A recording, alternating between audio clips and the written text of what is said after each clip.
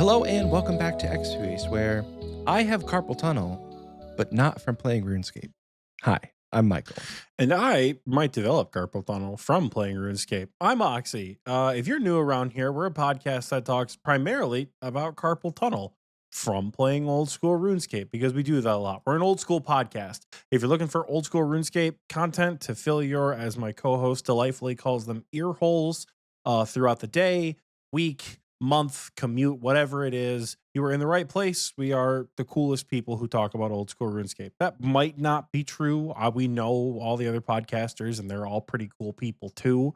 But you know, you chose us, so you guys are great. If you're not new around here, it's been a busy week. Kind of. It's been like a 50% busy week. I've been busy. I don't know how busy Michael's been because I haven't talked to Michael in like 2 years. Michael, how have you been? I've been better, bro. Carpal tunnel, God damn. it sucks in both of my wrists. And again, not from playing RuneScape. I'm sure gaming and just being on the computer for work all those years probably didn't help.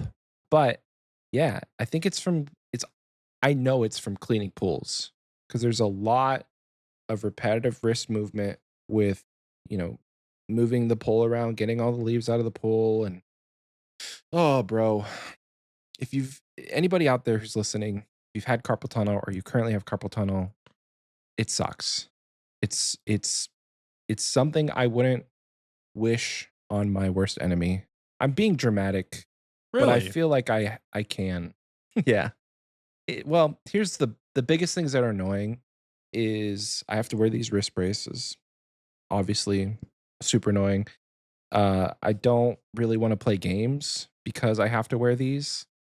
I can move my mouse around just fine and I can type, but you don't really realize how much you flex your wrist or you move your wrist around until you're put in these braces and it limits your wrist movement. Because I was trying to type the other day and I'm like, wow, just going to the backspace is a lot of extra movement from where my fingers normally sit, and like navigating the keyboard it's a lot of wrist movement. And I didn't realize that until now.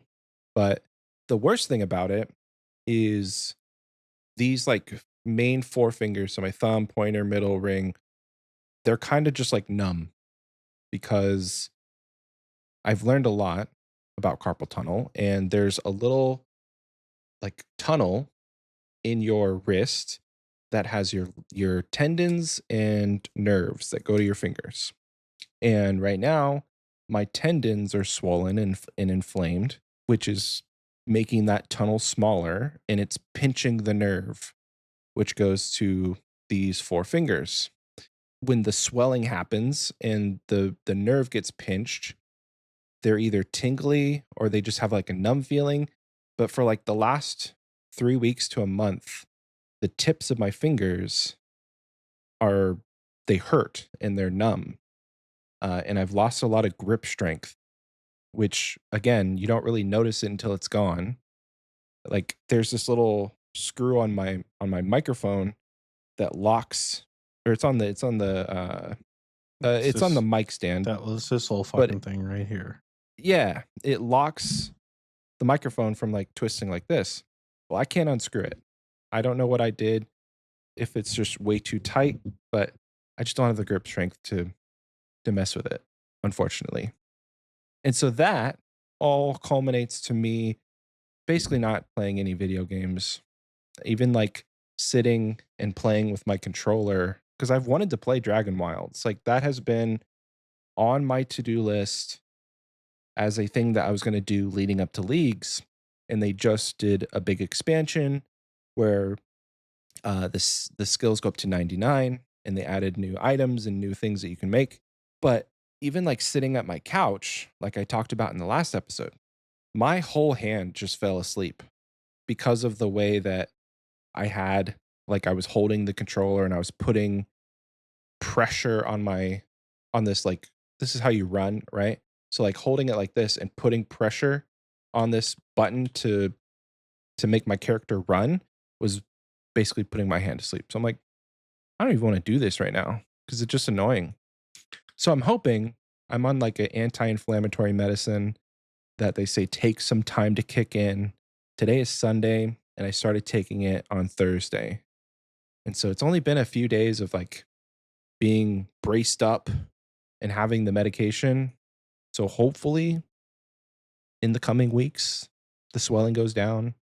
I can get back to life as normal life. But I think the overall issue is that like when I'm doing my job, I can't wear these obviously because I'm in and out of the water. My hands are in and out of the water so much. So I just have to figure something out because at least wearing them at night has been like a godsend because I would wake up and my hands would be super stiff and it's you don't really realize how much you just like sleep on your hand or like you tuck your wrist in a weird way and then it's there for hours unmoving. So at night these have been great. And throughout the day they've been great. It's just annoying. I don't doubt it. In RuneScape, I've played a total of like 4 hours, 5 hours since the last time we recorded and I've been training strength and fishing. Sorry, defense and fishing. Currently 751k to 99 defense. And that, my friends, will be one of the goals I had for this year checked off, which was base 99 in combats except for prayer. I don't think I'll have time this year to get 99 prayer, just with all the other goals that I have in mind for this account. Like the big one that I want to check off is either 90 or 91 fishing. It could go either way, but I think 91 fishing is probably more likely. You know the new fishing potion that came out. Yeah. So it gives you a +6 boost. Mm-hmm. It's incredibly tedious, I would say. Like not tedious, but there's just for me, there's a lot of steps that I would have to do to get that potion because I would need to get like 80 something sailing for deep sea trawling. Then I would have to farm the coral. Then I would have to get the whatever fish that you need to get. And at that point, I can make the potion because I think I have the herb lore level for it. But it could go either way for me because either I could just spend the time getting one more fishing level and get that guaranteed +5, or do a little bit of account progression, do some salvaging, and get what is the level? Let's So see. I think this it's is where I think I'm gonna blow Michael's mind, right? You need pillar coral, right? You need the pillar coral, which I believe are the lowest level coral, pillar coral. And then you need a what's it called? A haddock eye. Haddock eyes are obtainable at like 70 something fishing. Haddock eyes are obtainable from haddock shoals in the deep sea trawling part of sailing. They require 73 fishing. okay. So I have the fishing level, obviously. You have the fishing levels. They can be caught from shimmering shoals, which can yield other fish. Blah blah blah. They can be cut into fish offcuts with a chance scaling with your cooking level to receive a haddock eye. So it's not super rare to my knowledge, but you don't need a trawling net to get them. You can use a Really? fishing rod. So you theoretically could go out there on your Oh, boat right now with your sailing level, fish with your rod. It might be slow. That doesn't seem like they have a particularly high catch rate. With a fishing rod at level, what level fishing are you? 90 something? I'm almost 88. You're almost 88. So at 88, you have an 8.6% chance to catch every 5 ticks. So it's going to take a little bit of time, but not like a terrible amount of time. Get an inventory full of those. You have a decent enough cooking level, right? Do you have 99 cooking? I have 90 cooking. 90 cooking is probably high enough to get a haddock eye, I would imagine, right? Yeah. Then honestly, depending on your thieving level, there's a 1 in 256 chance you could steal them from the fish stall in Port Roberts. So you can get your haddock eyes, and the pillar corals are like super low level farming, right? They're the lowest level ones, 52 farming, Oh, and the sick. pillar frags are fairly common, I think. Yeah, I'm almost positive I have Some. You get them from like really low level shit. That honestly seems like a better idea than going to 91 for the +5. If yes, since you can just catch them without a trawling net. Because Yeah. what is it? The trawling net just makes them more abundant, like you catch more at a time, I I would guess. believe so, yeah. Hmm, So that I'll do could that. solve that problem for you right there. Get Mauritania Elite. No, save you like several hours. Yeah, because I think I was getting like 40, maybe 50K XP per hour, Mhm. and 90 to 91, it's Is not a lot. insignificance. It's So it's it's like a like, 10-hour grind. It's a lot. yeah. I Hmm. did a lot of barbarian fishing back in the day. It's a lot. For me, I did basically 99 on my main at barbarian fishing, but that was also when I was just like AFK on my iPad. Oh, see, I got real pissed off and did driftnet for a while. Did you really? Yes, Oh, I I did. remember I did that. driftnet for Yeah. a lot. I had it's like the most EHP I've ever gained was my like days of driftnet fishing in Yeah. 2024 because I was just like so fed up. Like, I was just fed up with everything. So I did driftnet because the fishing was just so slow, you know? And you were getting Hunter XP, which was, did you need Hunter XP at the I time? did, yeah. I don't I think you, did, oh, yeah. I okay. did Hunter after fishing because Hunter was when I did all of the creatures like at one time, you know? Like I caught one of every creature. Oh, hell yeah. So That changes things. That changes things. I think lock it in now. That's the plan. I'm not going to go back and forth anymore because obviously 90 is quicker than getting 91. mhm. And yeah, I mean, even if it takes a few hours to get a haddock eye, I still saved some amount of time than just sitting at barb fishing or fish that I'll probably never even use. What might throw you off with trawling is depending on where haddock shoals are located. That's going to be your problem. Because if Oh, haddock right. shoals are located in particularly like the sunset coast area of the map, if they're located in that like well the kelp forest area, the shrouded ocean, if they're located in that area, which I don't know if they are or are not, that has a higher sailing requirement. I don't think the haddock are up in the part where you need the brazier in the northern ocean. I don't think, but I've Mm, never participated in trawling, so I couldn't tell you. that requires the rune keel, right? Adamant keel, yes. Oh, I have the adamant keel. Perfect. Well, then you have 73 sailing, so you're probably chilling then actually. I need to look up a guide now on how to find the shoals. I'm pretty sure there's a boat facility that helps you do that. I doubt you have what you need for it. Is Like it the Chum Station? Anglerfish's Light, the Misty Sea, and the Onyx Crest. Okay, so they're in some I don't want to say like free to play areas because it's not, but they're in accessible areas to you. So you'll find them. And there's a lot of like there's like efficient routes and shit you can follow on the wiki. So easy enough. I mean, that's been my like 2 weeks in RuneScape. I wish I could have played more. I texted Oxie about it earlier. He's like, "Damn, dude, Bingo Burnout really hit you." I'm like, I mean, no, it's not even burnout. I want to play. I just I don't feel motivated to play because of the way that my hands feel. It's like sitting at the computer or even sitting with the controller in the living room. I've just been like watching a lot of TV, watching a lot of TikTok, and work has been good. I'm staying busy with work. I picked up, so I'm working for another pool company, doing some of their pools every week now. So I don't have to go and work for my father in law anymore, which is nice because that job, while I love my father in law and I'm very proud of the business he owns and runs, that job is miserable. It's absolutely miserable, especially in the heat. And I don't have to do that anymore, luckily, because I'm just doing pools. I can't show you currently, but I wear Tivas, they're like sandals. I have a sandal tan on my foot Hmm. because I've been wearing sandals now instead of shoes. Mm-hmm. It's actually kind of funny. Maybe I'll send you a picture. Free feet pics, folks. Join the recording booth chat for free feet pics. That's what I'm talking about. Technically not free. It's $10 a month for feet pics, but worth it. With a really sexy tan. Really Yeah. sexy tan line. Anyway, you said you were busy, so I'm sure you have a lot to talk about. How are you, and what have you been up to? I have had myself a busy week. The Iron Man hasn't moved.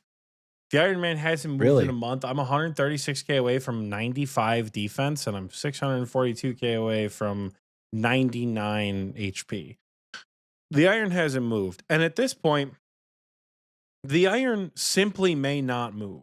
The Iron may be where the Iron is forever, for all I know. The Iron could be at Crab for the foreseeable future because it's just, I don't know. It's not that I'm not motivated to play the Iron.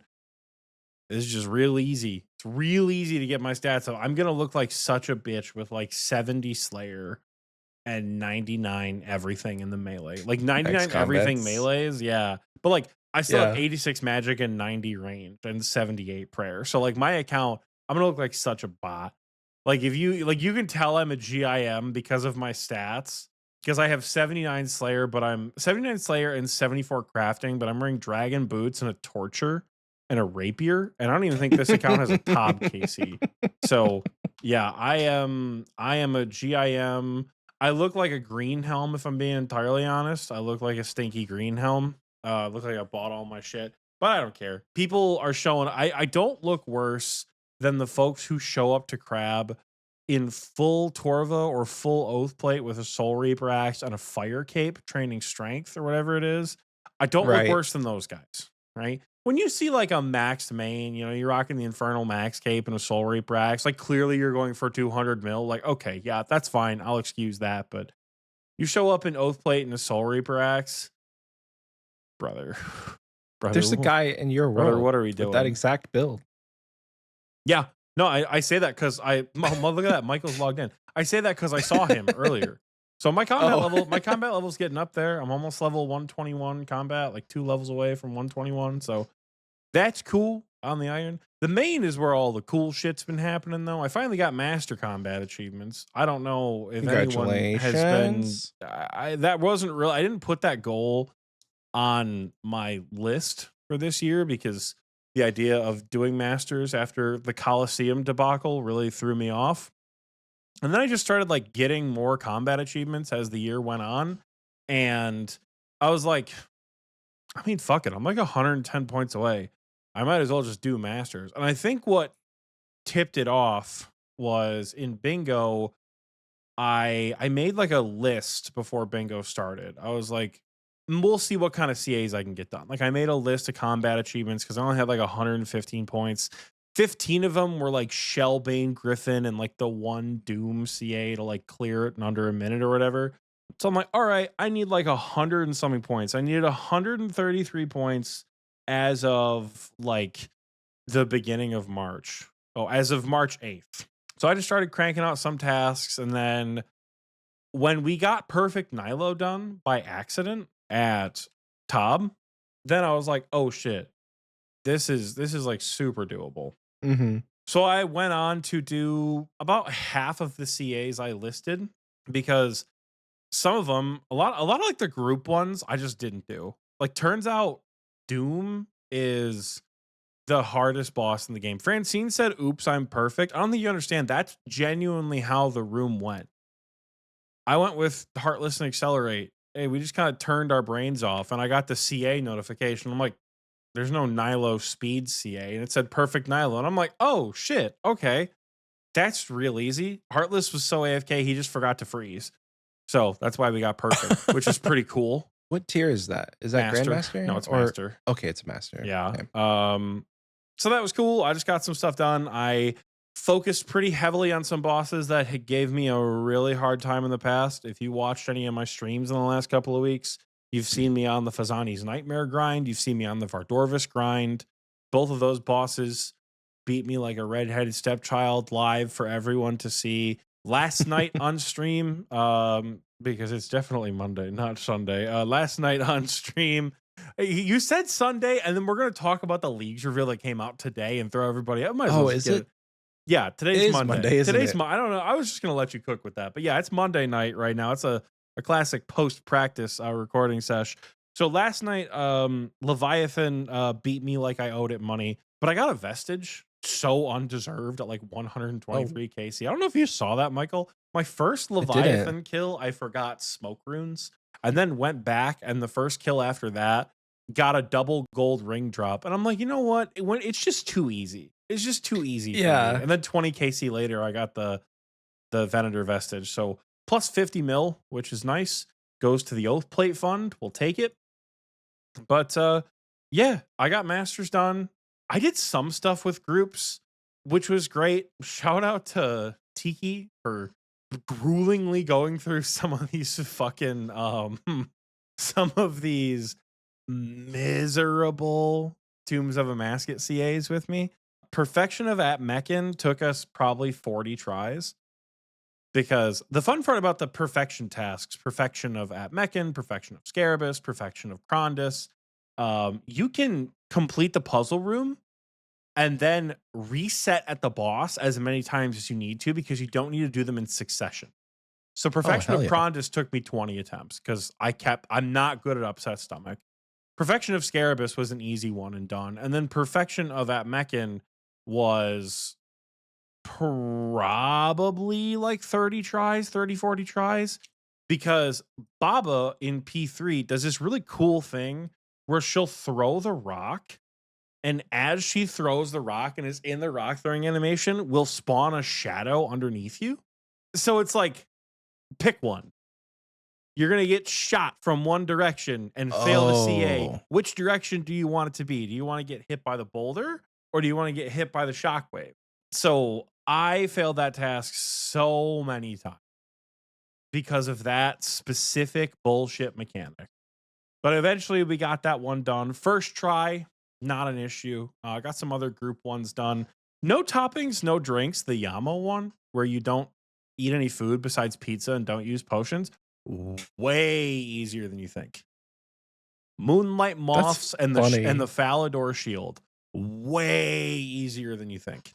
That's so interesting that they let you use the moths, Moths aren't which potions. I know, but it's an interesting loophole Yeah. because they restore prayer, and it kind of goes against the idea of that being a challenge. But you said you can eat pizza too?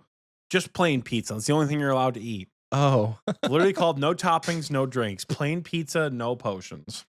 I guess you're eating the moth, which Mhm. is a whole nother thing to think Maybe about. you're just like releasing it. It's like dust is getting on you. Either way, I did that one. I did some other solo ones. If you are like me and have been oddly intimidated by the God Wars dungeon stamina tasks, if you understand how ticks work, if you understand how to count ticks, you can get the solo ones done.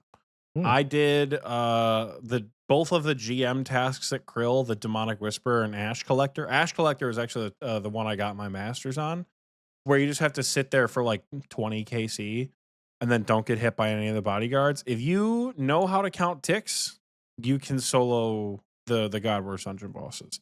I didn't do solo Bandos yet. All of my buddies who can do solo Bandos, whether or not they have a shadow, it's like hour-long trips.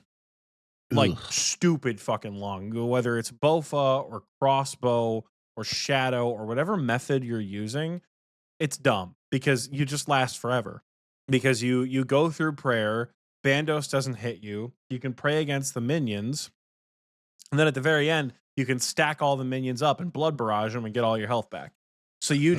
just keep going in these Bandos trips.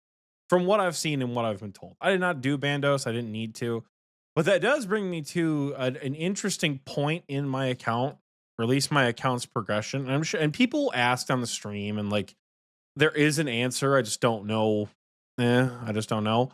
Um, I have 510 tasks completed and 1906 points, 724 points until GMs. So basically every other combat task in the game. The problem is Eventually, another boss is going to come out that's going to have CAs. If it's a Brutus or a Shellbane Griffin and I can get them all done in like 10 minutes, that's cool. That's totally fine. If it's Doom, which to this day is the only boss in the game that I have not completed, I have not cleared wave 8. I've not even cleared wave 7.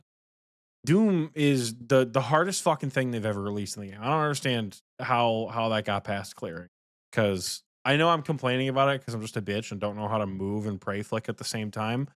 But holy shit, Doom is hard. So I like it could be a Shellbane Griffin, it could be a Doom of Macayatl. And if it's a Doom of Macayatl, I imagine I'm not going to get a bulk of those CAs done for a while. And if it pushes the goalpost back by 100 points, I'm going to be fucked because I'm going to lose masters. So I'm at a weird point in Oh.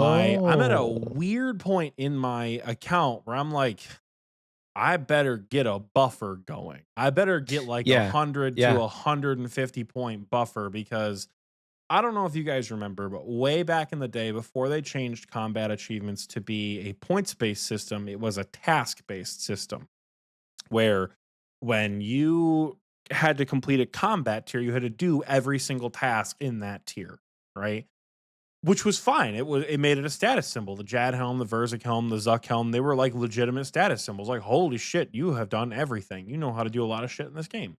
But it also meant that when a boss came out that had combat achievements of that same tier, you just instantly lost every single CA perk. So you lost easy, medium, hard, elite. You lost all of it. The worst offender was TOA because when the combat achievements for Tombs of Amaska came out, and I didn't have access to my Slayer helm for like a month because everyone Damn. had to figure out how to do all the elite combat achievements. And then I had to go with people who I could do it with, right? Yeah. Speed running the rooms, tanking all the boulders at Baba, doing all the perfect bullshit. Like it was a lot. So in hindsight, I know I mentioned that I don't think it was much of a status symbol many, many years ago when that update first came out. In hindsight, it's a good change. In Yeah. hindsight, it's a good change. I'm glad we made that change. That's great. Great job, Jagex, on that change. But back then, you would just be fucked. Nowadays, it will set you back points. I know this because it happened to my Iron Man, and I lost my hard combat achievements before we went to Runefest because I was trying to get Void in the airport and didn't get as many Oh. points as I thought I was going to get. Oh. So right now, my concern is that something's going to come out that is going to eviscerate my CAs. So I need to do more combat achievements, which leads to what question, Michael? What question is on everybody's mind if I'm just doing combat achievements to build a buffer? The question would be which ones you're going to do. You're not thinking big enough. 2 words. What's the question? Raids 4? GM when? Oh, Uh, well, and the answer to that question, okay. That's not the question that people have when you're trying to formulate a buffer. Because if you, then you were not in the stream last night. Let me tell you, I that was was the not. question that was asked many, many times. GM when? And the answer is not soon. Chaos Cleric joked last night that he has to milk it for another few more years for podcast content, which like is funny and also true. I probably won't get it for a few more years, but unfortunately, it's not off the table. I don't know. Unfortunately. Yeah, well, like, I don't want to do some of these fucking combat achievements. I don't want to do perfect Doom. I don't want to do Right. melee Doom. I don't want to do perfect theater. Fuck that shit. Right. I don't want to do these CAs, you know? But if it's like me and like if it's between like wasn't even close, which is like Inferno above 50 HP and Hmm. the GM helm, like it's one fucking task. I might as well just do the task. And if you give a mouse a cookie, he's going to want his Grandmaster helmet. So just give it some time. I'm not hunting GMs. I am nowhere near hunting GMs, but it's just give it some time. You know, revisit this episode in a couple of years and then you can ask me how it's going. But for now, assume I'm not working on it. But yeah, I got Masters. That was my big week. Made some money last night. RuneScape has felt good to play, which is fucking crazy. He's You back. know how crazy it is that RuneScape feels good to play now? It's awesome. As Yeah. long as I'm not doing Doom, RuneScape feels great. I So think you burnt yourself out a little bit trying to max again, no, not but really. I no? think no, I think that's honestly part of the reason why RuneScape has felt like so much fun Oh, because because you maxed I and got sat your on a cape I back? sat on a boat. I lost my max cape. Sailing was hype, and then sailing turned into crashing out at the Gwyneth Glide for a while until being like, you know what? I'm gonna keep my sanity. I'm not gonna turn this into Hallowed Sepulcher. I'm just going to salvage. And then salvaging from like 82 to 99, which is equivalent to just like gemstone grab. I like didn't leave the ocean for like millions of XP at a time.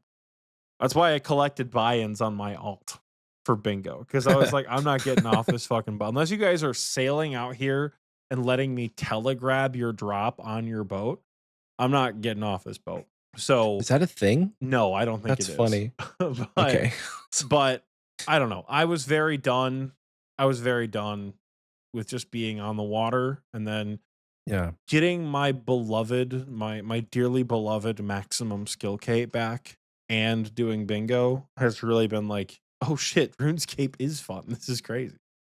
So that's been my last couple of weeks. So for right now, we're buffering our master CAs, and then when we've buffered enough, I think we go back to the iron and finish this dreaded Greater Demons task.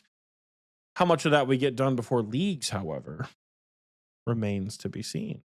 Yeah. T minus less than 1 week until T leagues minus is upon less us. than 1 week until League's 6 demonic packs. I'm actually really excited. Yeah? I'm hoping in this week the wrists start feeling better. I'm going to start taking turmeric. That's the other thing that I'm going to start doing because I talked to my mom about it last night and she's like, yeah, turmeric has a lot of really good anti inflammatory properties. So you might as well stack the benefits. And I think, like, honestly, I'll try anything at this point, you know, because carpal tunnel sucks. So many people joke about it, but having experienced it, I'm like, this, while that's funny, like, oh man, he got 99 thieving clicking RD Knights. He must have like really bad carpal tunnel. I don't, I think my wrists have been conditioned enough that getting 99 thieving via like RD Knights would not give me carpal tunnel. Funny enough. Because, oh, here's a fun fact. I have a click counter that I've had since like Desert Treasure. No, what was the one right before that? Kingdom Where Divided? Kingdom Divided.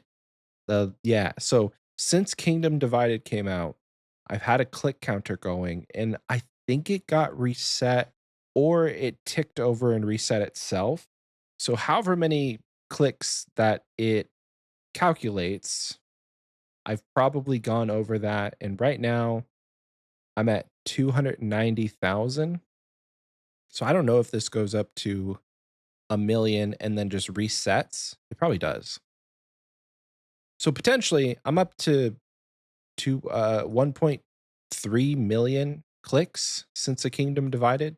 And that's just on this mouse on RuneScape, not counting editing because it doesn't, I mean, it just tracks when you're clicking RuneLight. So Mm-hmm. that's a lot of clicks. And only now within the last 3 weeks, I've gotten carpal tunnel. I think I dodged a bullet, but then kind of like veered back and got into it. So So I guess here's my question that may or may not be RuneScape related. Maybe okay. it's not even a question you want to answer on the podcast. If you're doing a job that, you know, just putting two and two together here is giving you carpal tunnel because you've maxed once and are on track to max a second time, in addition to doing all like you've been playing RuneScape for years and you've not gotten carpal tunnel from playing video games for 34 years. One, it might be safe to say that the new job is causing you some wrist issues. What are we going to do about that? Well, that's why I think the the outside remedies are going to help because obviously it's my job. I own a business doing this, so can't be like, oh man, I got carpal tunnel. You're like, Got what, to look for what, something what are we else. going to do about that long term? That's a good question. And I think figuring out what helps and then doing more of that is my plan. If wearing these wrist braces helps, I'll wear them. If taking turmeric daily to reduce inflammation helps, I'll do that. If I need to change my diet to where I'm not eating so much processed food because I have been eating a lot of processed food, like fast food 2 times a day is also not helping. I'm sure there's physical therapy that I could do on the side for carpal tunnel.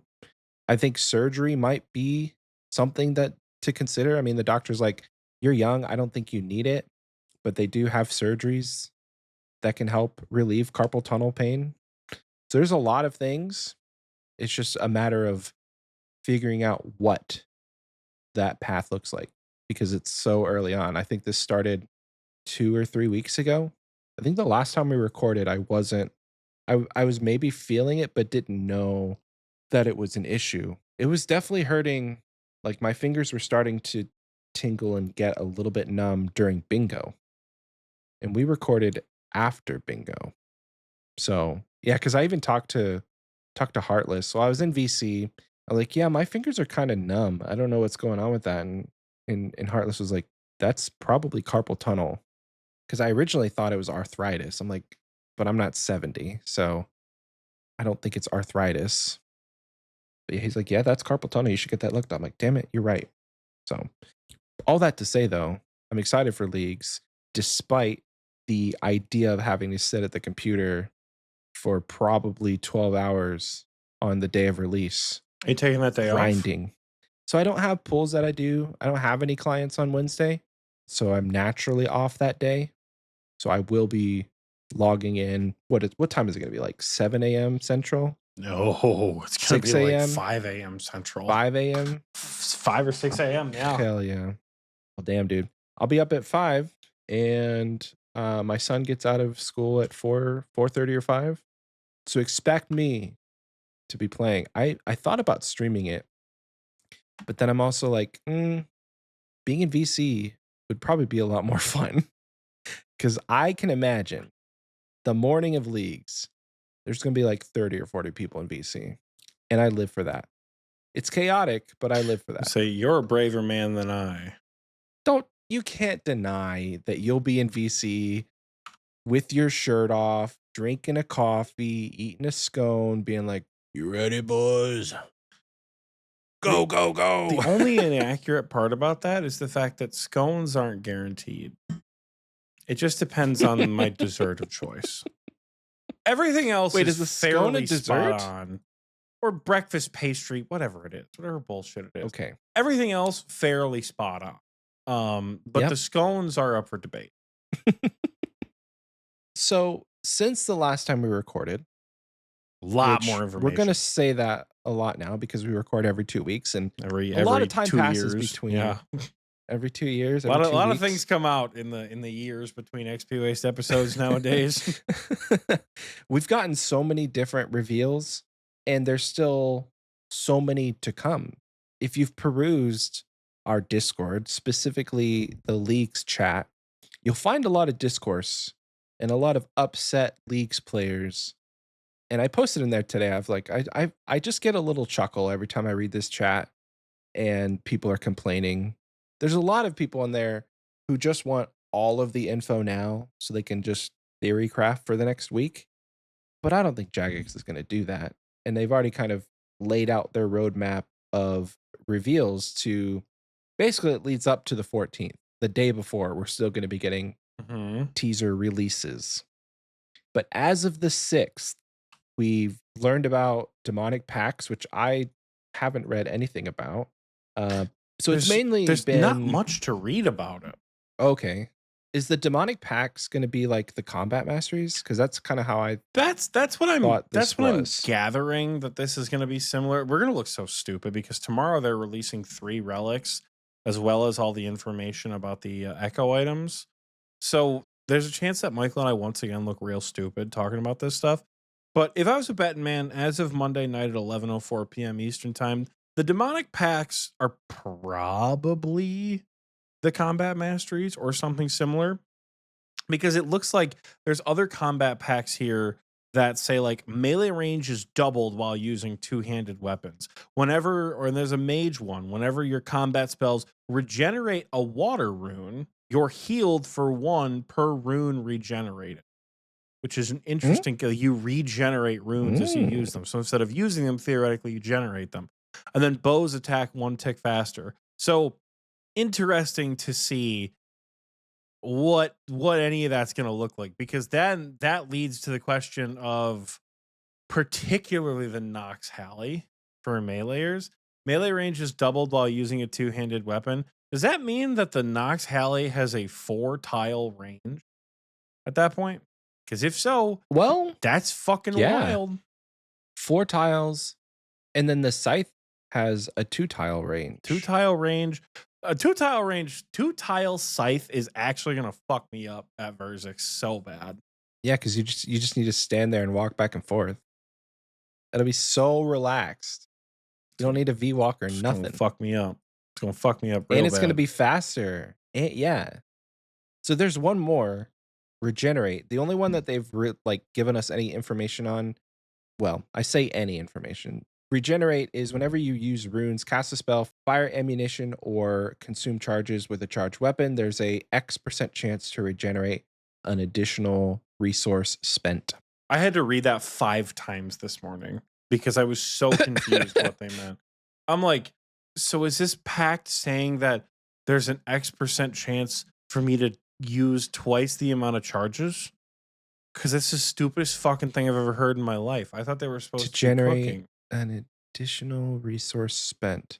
Yeah, No, this to me is it's just that whatever that I think it was the second combat mastery was you just save ammunition. Or maybe it was the first one. Or was the first one it was always the first one. You save it's ammo. always the first one. Yeah. When I'm looking at these, I'm usually a melee build, and having a two-handed weapon that is the melee range being doubled, it almost makes Mauritania solidified, at least if you're picking melee as like one of your raid regions, because having the Noxious Halley will be pretty busted with a 4 tile range. Crazy. I was almost going to say like you have to have Mauritania to get a scythe, but you don't. So, I Yeah, mean, if you don't want to go to Mauritania, you could pick the desert for some reason. some people really But as like far as TOA. two-handed melee weapons, you have the scythe, the Nox Halley, SRA, Soul Reaper Axe. Oh, 2 tile SRA is fun. But what is the big benefit, I guess, of having a 2 tile range? I guess you can kill things that would normally not follow you around. Safe spot. I can't think of you could save There spot could be some, I more mean, there could be effectively. some diabolical safe spot tech. Inferno gets a lot easier. Inferno was kind of already easy in League Melee, though. melee Inferno, I'm saying. Melee Inferno gets a lot easier if every two-handed melee weapon is 2 tick. Can you kill anything? I like in the Zuck fight. Are the healers within 4 tiles? Probably not. Oh, okay. Because that'd be kind of silly if you're using a noxious halberd to like reach over the lava, tag a It'd be healer. funny, I'm not gonna lie. It would be humorous. But yeah, no, I don't know about that. I had to read these demonic packs, or this first demonic pack, like a million times. So I'm interested to see, like, I guess these could very well be the combat masteries, or because they're contracts, right? Contracts come into the game through killing Yama. Is this going to be like a Shattered Relics type beat? Is this going to be like you get these from killing shit on like a global loot table or a global activity table? Is that how these are going to Oh, work? I don't know. interesting. Like, because literally, so right now on Monday night, there's a section that says demonic packs. The caption is, so it begins with one image, another image, another image, another image, and nothing else. So if we even search demonic packs, the 4 things that pop up on the page are get ready for Leagues for Demonic Packs. To make the wait a little bit more bearable for Leagues for Demonic Packs. Leagues for Demonic Packs will run from April 15th to the game update. And then finally the header that says Demonic Pack. I think you're So, cooking because generally the league is named after the big kind of, staple of the whole event. And if they just made combat masteries into demonic packs, that would be kind of boring. So I would be curious if these are things that you get in addition to combat masteries. Like you still can pick combat masteries, but then these are things that you can kind of activate or deactivate. mhm. But how you get them, y'all may already know. The listeners, you guys probably already know how these things work. We don't because limited information. But if I had to guess, maybe you get the contract you write from like a global loot table or something, and then you go kill Yama to activate it.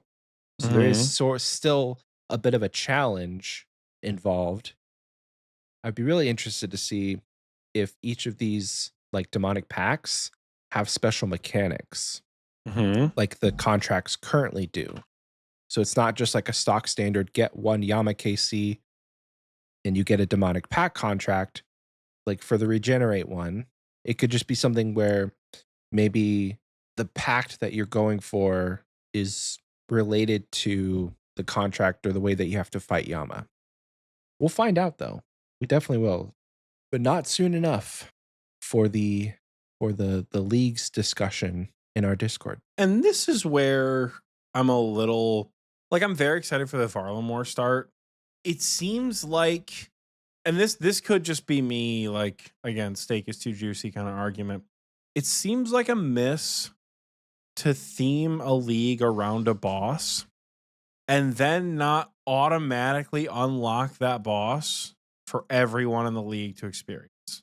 Well, correct me if I'm Like wrong, but you can access Yama from the Fortis Coliseum. you can access Yama's domain. Hmm. Will we still be able to fight Yama in Karen? Yes. Oh, Yeah. So notable activities for Karen is Yama. So it doesn't look like Yama is. You can get to the new instance of Yama's lair through Civitas, but it that's what I was thinking. doesn't seem like you can. It doesn't Uh, seem like you can fight Yama from anywhere. oh, that's a bummer. I see what you mean. So it says, will we still be able to fight Yama and Koran? Yes. And then that's literally it, right? Interesting. Yeah. So I just think it's a slight miss. I'm not like overly upset about it. I still think the Varlamore start's going to be a hell of a lot of fun. I okay. This is I don't even know if I want to bring this up. I don't know if I want to bring this up because by the time this episode comes out, all the information will have been out on it. So today on Monday, they said that we're getting all the information about all of the Echo items, and we're learning about the various Echo bosses like in a little bit of detail tomorrow from a video from Skritic on Tuesday. Actually, that's April 10th, which is day of recording or the day this episode comes out. That's tomorrow. Is that what they said? Is that April 10th? Yeah, April 10th I is thought they said that when was tomorrow. additional information will be released. Oh, okay. How do I load this on Instagram? I don't want to load this on So Twitter. speak freely because no one knows at this point unless you're listening to it on the 10th. Yeah, so it says here on their Instagram that yep, on April 10th, it's featured with Skritic. So it's 10 various items, 10 Echo Boss items, and the 10 Echo Bosses. Man, we really missed the mark with that one, didn't we, brother? We really missed the mark. We said, oh, Jagex is surely going to cook up some new and unique Echo Bosses. And they dropped Echo Amoxolotl. And I was like, oh, baby, Oxie and Michael are right. And then for 9 straight days, they said, what if we brought back literally every single Echo boss from Leagues 5? What if we brought back Yeah, every single one? kind of a Thermi, miss. Hunlith, Hespori, DK. We brought back every single one. Now, again, we don't know for a fact that they're not going to have different mechanics. And we were almost right don't worry, they're surely gonna cook up new items. And they did, but they replaced all of the fun items and kept the crystal blessing, the fucking Thermi incense burner, and the Drygore blowpipe. But Thermy's So dropping 2 different items. Like, there's a trident that we know nothing about yet. yeah, But you're right. Kopesh, my beloved. it's like, damn. There's still hope, though. There's still There's hope. certainly still hope. It's just like, damn, we gotta stop speculating, man, because we missed the mark. You think Michael and I, like, you'd think we are like board executives. That's genuinely how bad Michael and I's predictions on RuneScape are sometimes. You genuinely think that we are on like the board of Jagex and like the people would love Evolution of Combat 2 because we clearly don't know a fucking thing about what the devs are doing. Every single time, we have no fucking clue what they are doing. So they're bringing back basically every single Echo boss except for Echo Soul. Why? Mm. Why? Yeah, like, what's the Echo Boss for for Varlamore? Oh, a A Moxolotl. Moxolotl. Moxolotl. It's like, don't get me wrong, Echo Well, Moxolotl, it sounds like it's gonna be hype. I can see the reason, because with Varlamore being a starter region, you kinda have to make it kinda have to nerf it a little bit. Because imagine your starter region and the big boss that you have access to, potentially your first Echo boss that you go for, would have had to been Soul before your account is really cracked. At least with last time, Varlamore was a choice, and it didn't have to be your first choice. Mhm.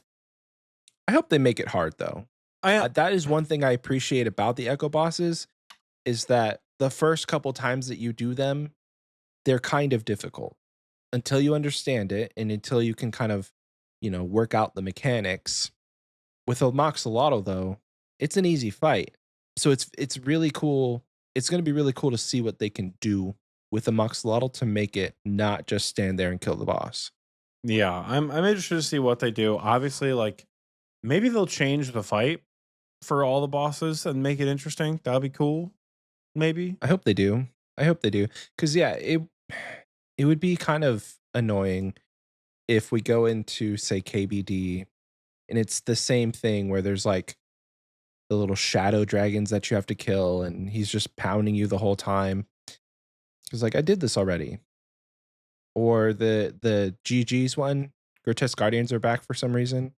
We could have had anything except for Grotesque Guardians. I thought about Grotesque Guardians. I really did. And I'm like, man, they just straight up chose the most boring boss in Mauritania, huh? Grotesque Guardians has a really easy Slayer level to access, and Grotesque Guardians That's true. isn't worth doing otherwise. That's true. That's genuine. If you look at the bosses that they have, there is no reason to do them because of what else exists within the various Mm, regions, right? Like, Hespori is useless with a farming relic. You don't need the compost bucket. You don't need the Isosaur seeds. If true. Let me go to the actual page. Let me go to the regions that auto unlock Desert Treasure 2.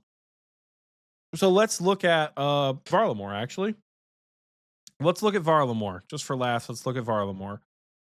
Do you have boosted drop access to, or I guess let me look at the rings. Let me search like Magus ring. Let me search Vestige. Hold on. While you're doing that, Vacant Void brings up a really good point that I missed 7 minutes ago. He said at least most people didn't get the chance to fight them all last league, since you can only choose so many areas unless they're running alts. I mean, that is a great point, because if you're choosing different regions this time, there will be new echo bosses that you didn't have a chance to kill. But the problem with that, though, is most of the time, the regions that you should be picking are a big factor in that, should be the echo bosses and the rewards you get from them. So, like, yeah, I didn't kill Thermi last time, but also Echo Thermi wasn't worth it. And it probably, I say this with a grain of salt. It probably won't be worth it, but they still could like, you know, they could still make a really cracked trident, but I'm also not going to pick mage as a focus. So I don't know. I don't know. I just feel like the bosses they choose for Echo bosses don't have a huge purpose otherwise. Like, what's the point of going to Cerberus when you have treads? Like, I know you need the crystals to upgrade it. I understand. And I get Yeah. that. I get that piece. What's the point of going to DK's if you have access to the Altor ring? Or unless you Yeah. need the rings, like the icons, it doesn't just drop the ring. I don't know. I didn't pick a region with a DT2 boss. I did actually. I picked Duke last time in Fremennik. I don't know. So I understand it. A little disappointed they didn't cook up new bosses, but I'm not gonna overly complain. They cooked up some new items which hopefully look good. I'm excited to find out because I think we were talking about it a little bit before we started recording, but for me, my league's path is not set in stone. And at this point, I would be very surprised if anybody's path is set in stone because up and even to the day of release, there's still relics that they haven't released. We still don't know. There's still empty slots. So the two big things I've been waiting on are finding out what the Echo Boss rewards are going to be, and also specifically within the relics, what is the other tier 7? Because we have reloaded, which is kind of cracked that you can pick anything from 6 and below, or you pick whatever the other tier 7 is. So there's only two choices. And if the other one sucks, then reloaded is definitely the pick. And then you have a whole other kind of theory crafting session to figure out what relic are you going to pick that complements the ones you've already picked. Because you have 6 tiers worth of things that you can choose from, and the combinations really will make or break the meta. A lot of people are talking about like reloading another tier 1, and I think that's crazy. That's to me that's absolutely crazy talk because like if you think about progression through the relics, naturally they should kind of fall off. The utility should fall off the longer you go in the league. Yes, Endless Harvest, Barbarian Gathering, and Abundance, those are great. Abundance has a little bit more of a late game aspect because of the ability to give you that plus 10. We talked about it last episode.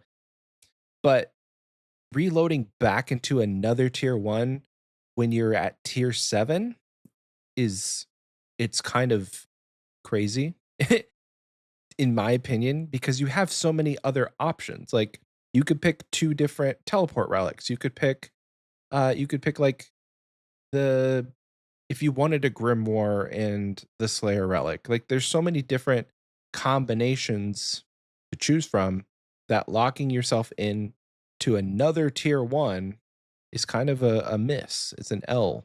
But nobody asked my opinion on that. I'm just letting you guys know that one's for free. Well, I mean, the combination, if you think about it, right? You've got Endless Harvest, which gives you the chance to multiply your resources. Oh, all resources are multiplied by 2, and you never like spots never deplete. So every single spot is a Karamblon spot. That never depletes, never moves, right?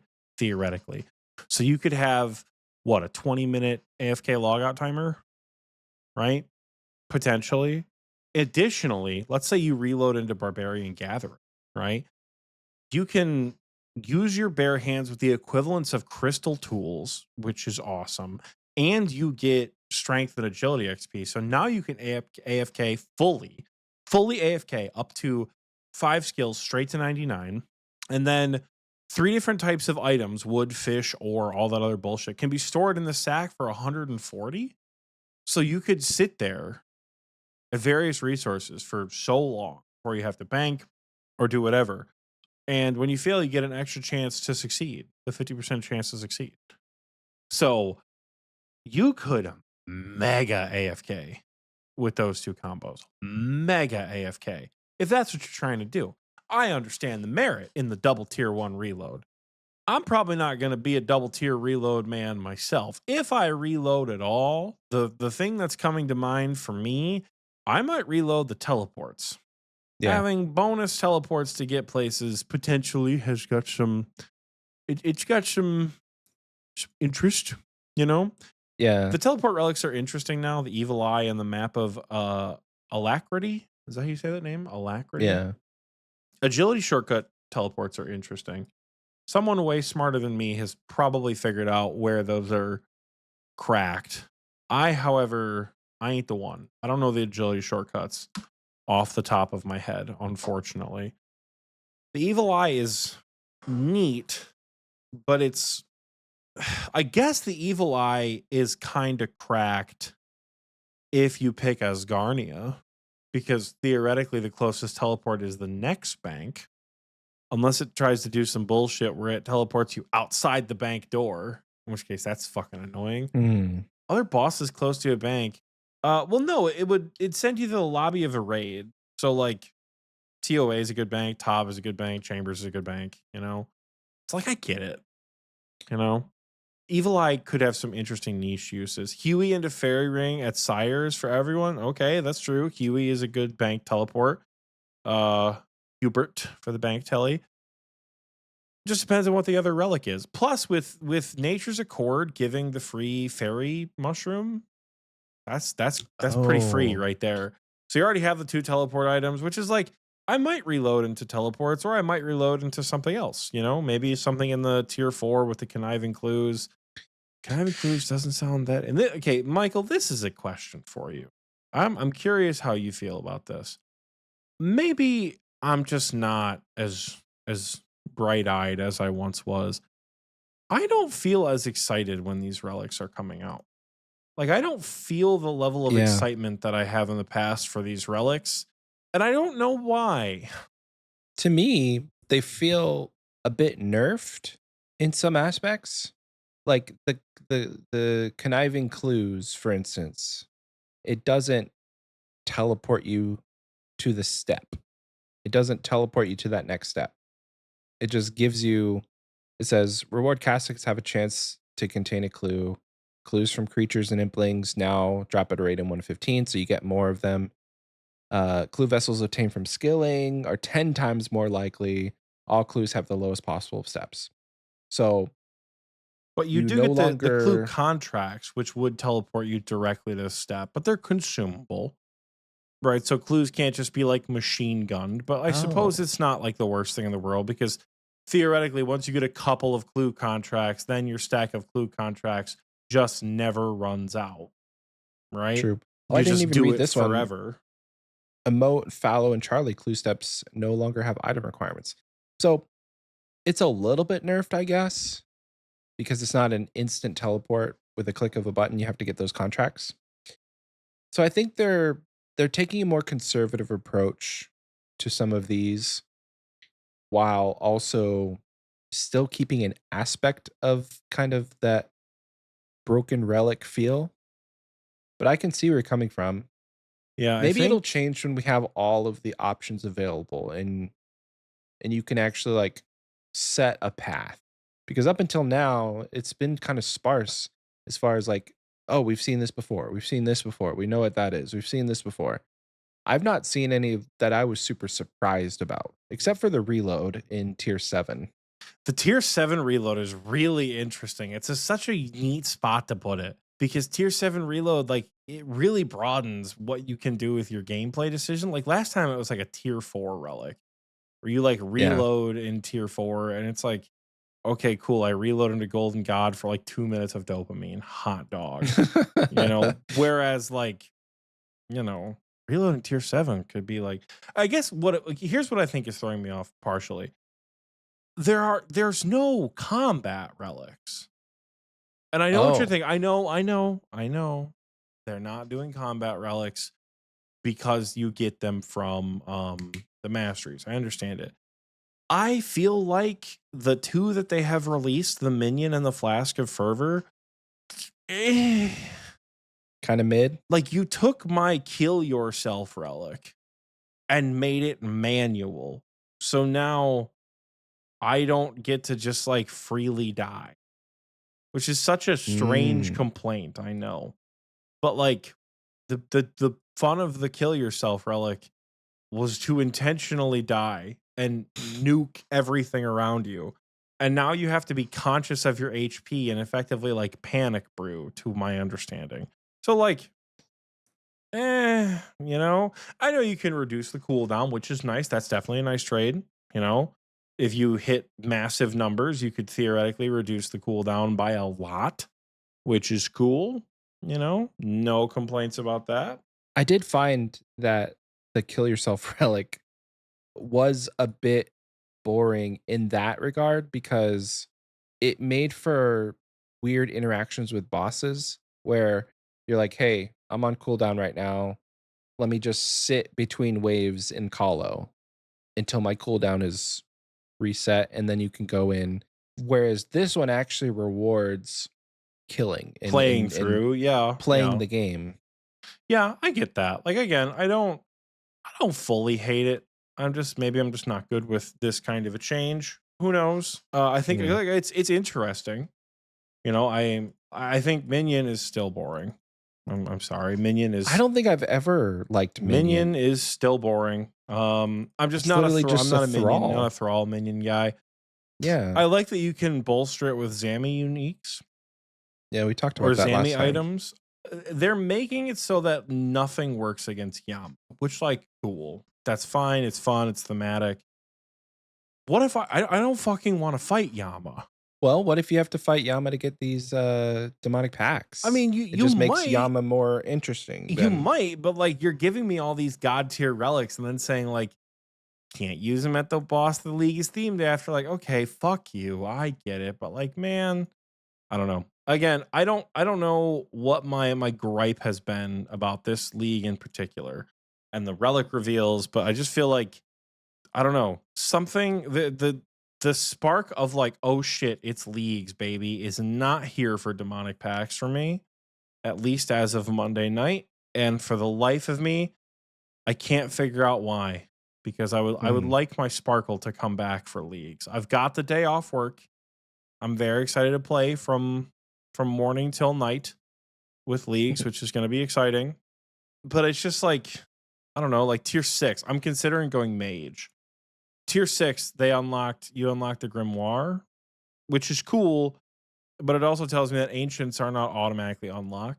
It's like, all right, cool. That ancients off the rip would kind of not be fair. yeah. Ancients off the rip, because Desert Treasure 2 is automatically completed. So, like, I understand it. I get it. It makes sense. Yeah, the The Slayer Grimoire you can. relic. Oh, the Slayer relic. I don't know why, Michael. The Slayer relic hurts my soul. I don't know why. I don't know why the Slayer relic like you can choose between one of three tasks. It's likely that there's going to be a boss task for at least one of them, which is cool. You can choose a Mhm. boss task, right? And I think that part I don't hate. I don't hate it, you know. Yeah. I think what's throwing me off about this one is you're not permanently on task, which like I think they've nerfed in like a fine way because every helmet acts as a Slayer helmet eye, which is cool. So Ooh. if you're on task, you can technically get more strength bonus plus the boost of a Slayer helmet eye, which is neat. Yes. Makes like not picking Mauritania feel less like a Yeah, Mauritania. miss. It doesn't feel mandatory for the Slayer relic, which is nice. Like that's a nice change. Like it's an upgrade to the Mhm. Slayer relic. I don't know. Maybe it's like maybe I've just seen all this before. I think that's it. Like maybe they're I just think revealing shit that like I've looked at and I've experienced already. yeah. Are we getting Yeah. jaded, Michael? What's happening to us?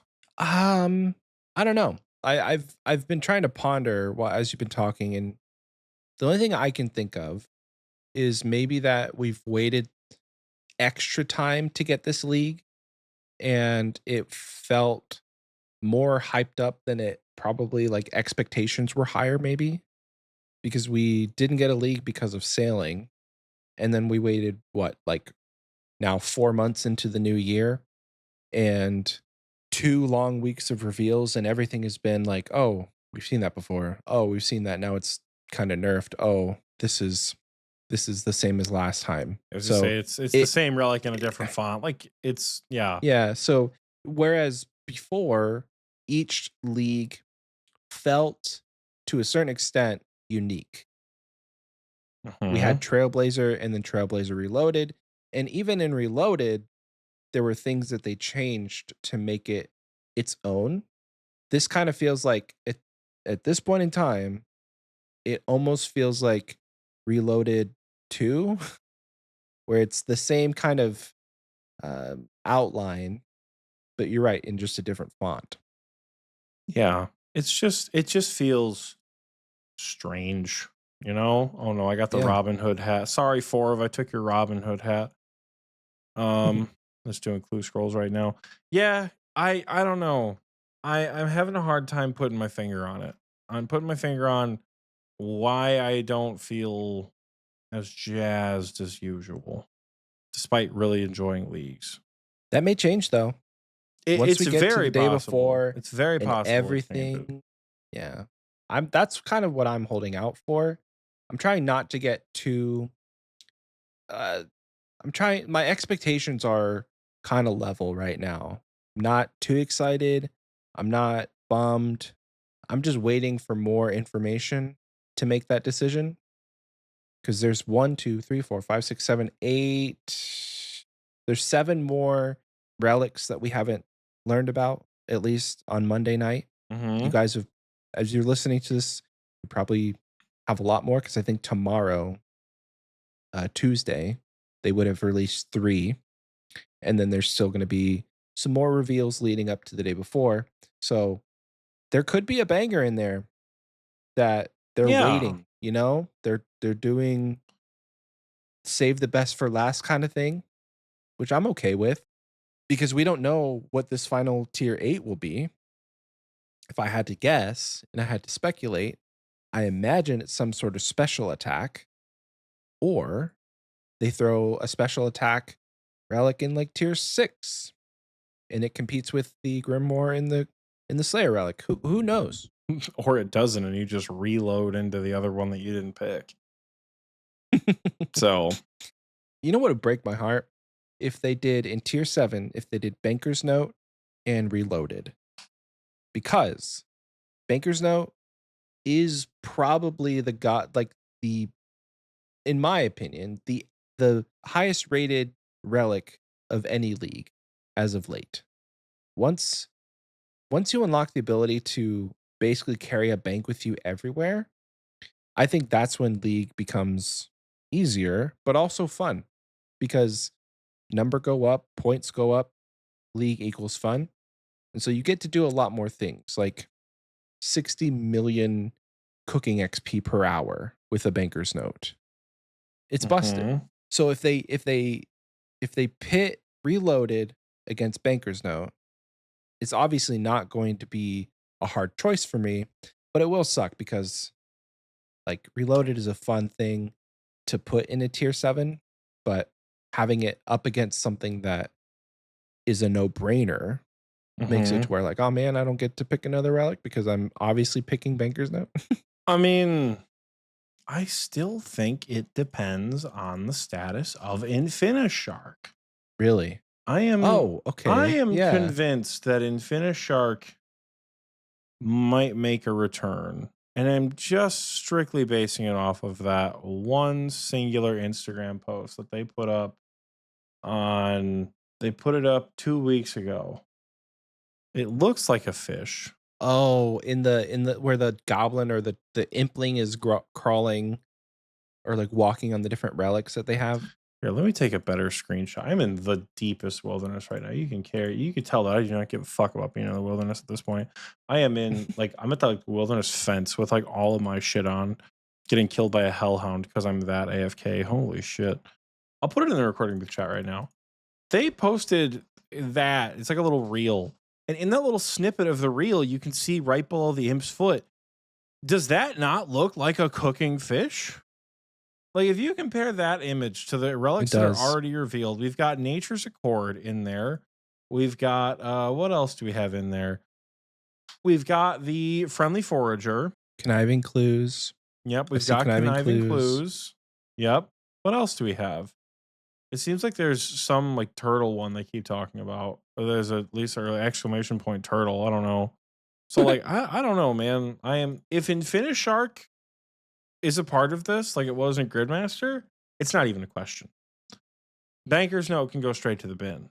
Banger's Note has so much more utility than just food, though.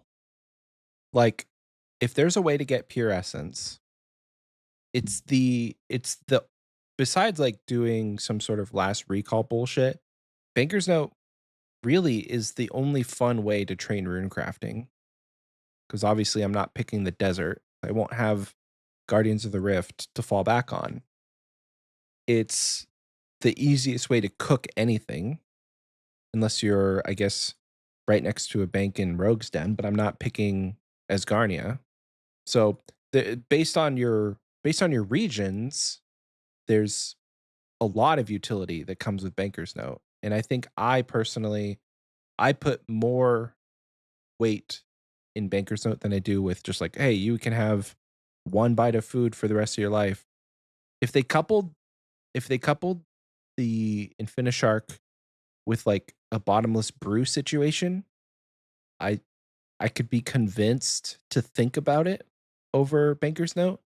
But if there's some sort of production relic, which they haven't teased yet, So it looks like and it looks like, at least as far as what this teaser looks like, it looks like we still haven't gotten information on a kingdom relic, on some sort of bank relic, on what looks like an infernal tools relic. If we're just watching this reel, a relic that has a turtle on it, whatever the fuck that means.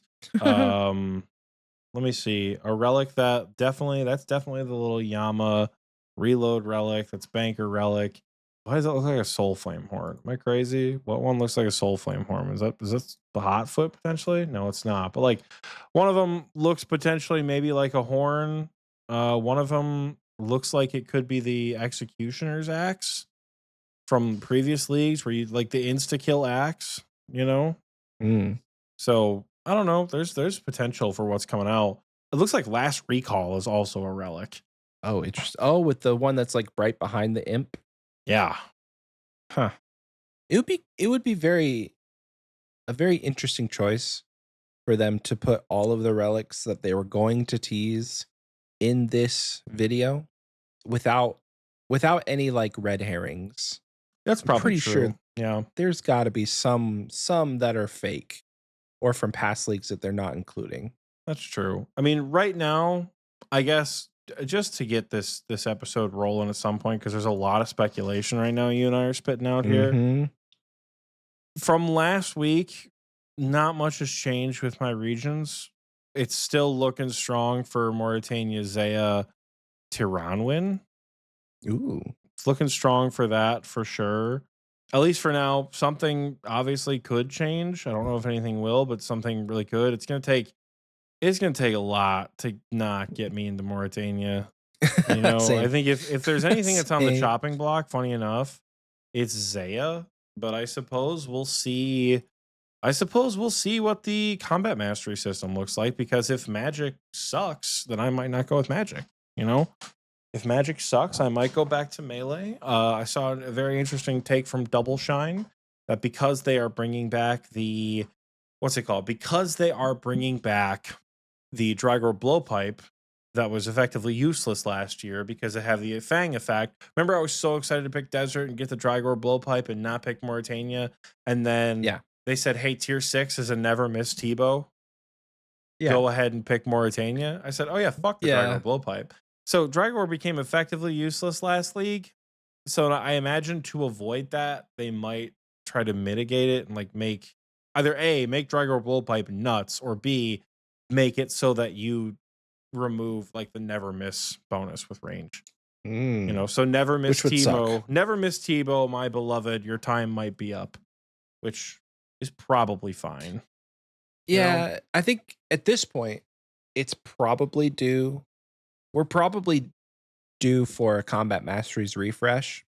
If anything, throw a wrench in it because if I recall correctly, combat masteries have been essentially unchanged since they were did combat masteries?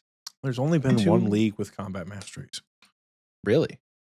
I'm fairly sure. There's it's been the last two. Was combat masteries not in Shattered Relics? I don't. Let me see. OSRS Trailblazer. It may have been in Trailblazer Reloaded. It was. It was in Trailblazer Reloaded for sure. But was it in Shattered Relics or the It wasn't original in Shattered Trailblazer? Relics, and it definitely wasn't, Oh, because in Shattered Relics is when you got Archers Embrace, Brawlers Resolve, and Superior Sorcerer. so Yeah, we've only had one league with combat masteries? yeah. Wow. Only one league with combat mastery, so it's not like they need to like totally recook the system. Like I I don't take that think back. it's entirely necessary that they reinvent the wheel here. Yeah. So depending on the masteries, I'm still pretty locked in to my regions, unless something like dramatically changes with the echo items and all that. I think it might be a barbarian gathering and either hotfoot or woodsman angle. Friendly forager seems real tempting, but with nature's accord, it's not going to fucking matter. You know, I I don't could think it's see going to that. matter with nature's accord because larcenist, sure, larcenist seems interesting. I don't think thieving is a very interesting skill. But I feel like Nature's Accord with the free fairies flight teleport, the fairy mushroom teleport, that's going to be so hard to give up because you get any fairy ring, spirit tree, or tool leprechaun in your unlocked regions. That's tough. That's a That's good real one. tough to give up. You know, no farming level, plants never die. Don't use a seed. Nature's Accord seems good over Larcenous, unless tier 3 is something crazy. Tier 5 or the third relic in tier 5 is probably gonna fucking be Infernal Tools or something Oh, stupid like that. It's gonna be fucking Equilibrium or Infernal Tools or some like garbage relic that we don't want in the game.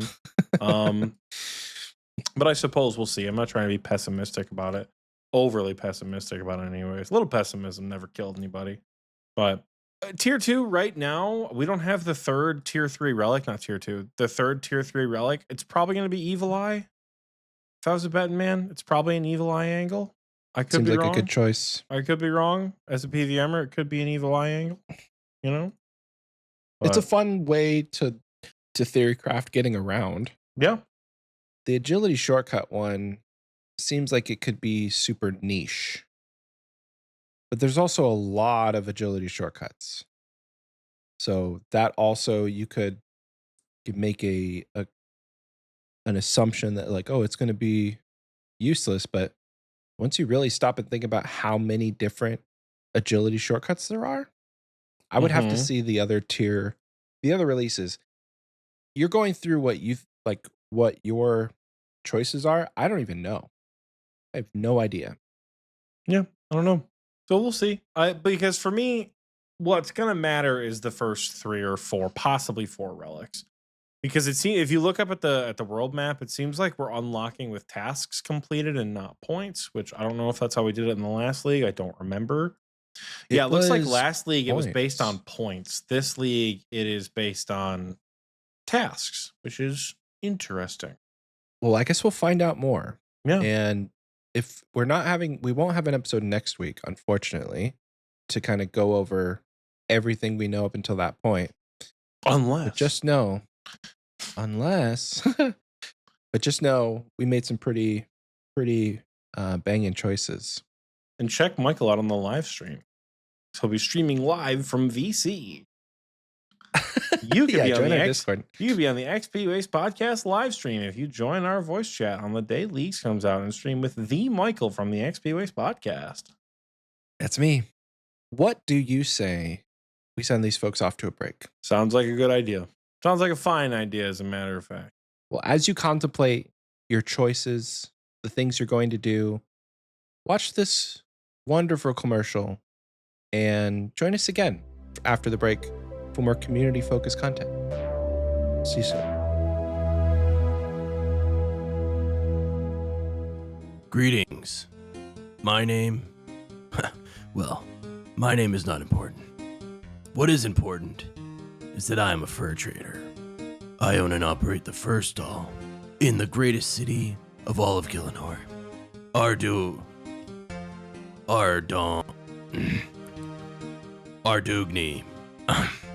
Let's just call it Artie. I own the fur stall in the greatest city of all of Gillinor, Artie.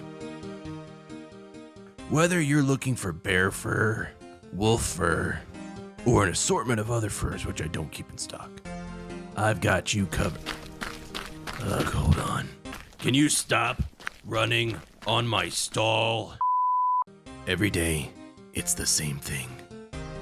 Inconsiderate lap junkies take it upon themselves to use my stall as part of their course. You know how many times I've had to repair this stall? 3 times, just this week. And the city guards are oblivious too. It really feels like all of their time is spent guarding the baker's stall and his cakes. Does all that theft bother me? Nah, I don't worry about it too much. My eyes are locked on my stall. No one's stealing anything on my watch. Huh? Yeah, furs. Anyway, if you're in the market for a fur, come on down to my stall in the greatest city of all of Gillinor. Ardugni.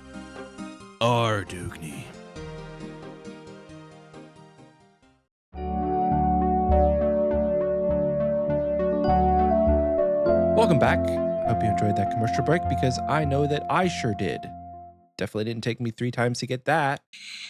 It's now time that we're going to take a moment and thank our patrons. Support us on Patreon. Starting in the Wise Old Man tier, we do have a brand new Wise Old Man patron this week. So shout out to Julia. Thank you so much for joining the Wise Old Man crew. And thank you to all of our other Wise Old Man patrons who are on the screen. Just like Julia, they subscribe at my favorite tier because it gives you access to the recording booth. So thank you so much to all of our Wise Old Man patrons. We appreciate you, and we adore you for your support in the Wise Old Man tier. Moving on now to the KBD patrons, our first shout out tier, where if you subscribe at the KBD tier, you get your name read out each and every week, and we express our love and thanks. This week is no different, so big shout out and big thank you to our KBD patrons, starting with Two to Fly, Oxie's dad, my dad, all of our dad, Cloud Kicker, Crash Out Jack, Dr. Muffin PhD, Elite Oreo Dunker, Kieran, Rack Roll, our third favorite Patreon supporter, Ralph, Rune Riot 96, Run Metal 15, Ryan M, and the Big G Jordy. Thank you again so much to all of our KBD patrons. We appreciate your support immensely and enjoy the shout out. Moving on now to our final shout out tier, which is the Jad tier, Tis Talk Jad, where they also get their name shouted out each and every week. And the love and adoration is just that much more.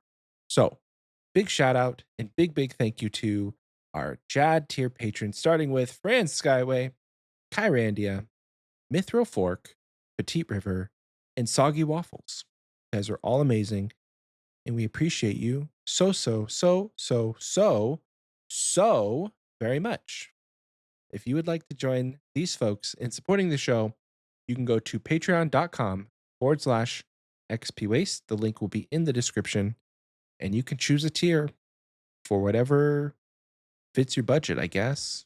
We have a tier as low as $1. Shout out to the Gnome Child tier. Oxie and I have still not had our business meeting.